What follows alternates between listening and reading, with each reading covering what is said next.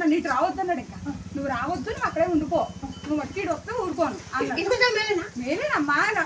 ఈ ఆపాగ్రాసం కాకరకాయనాసం నిమ్మపండు తాగిన తర్వాత నడుస్తున్నాడు మా ఇంటికి వచ్చాక. బాబు హాస్పిటల్లో ఉండాల్సింది.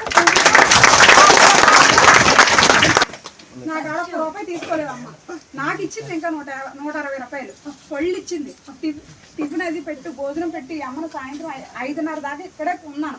అక్కడ నుంచి ఫోన్ వచ్చేదాకా నేను కలలన్నాను, ఇక్కడే ఉండిపోయాను. వాళ్ళు 10:30గా మనకు ఫోన్ చేశారు. నేనే చేసాం ఫోన్ ఎలా ఉందేటని. అప్పుడు మా ఆయన మొహంలో ఆనందం వచ్చింది.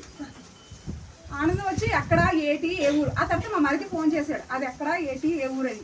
అలా ఒకరు ఫోన్ చేస్తున్నారు. నువ్వు వెళ్ళింది ఎక్కడికి వెళ్ళావు, ఏ దేశం వెళ్ళావు, ఏ ఊరు వెళ్ళావు, ఎక్కడికి వెళ్తే ప్రాణం వచ్చింది అని వాళ్ళకి ఫోన్ చేశారు. మళ్ళీ ఒక ఫోన్ చేసి అడిగారు.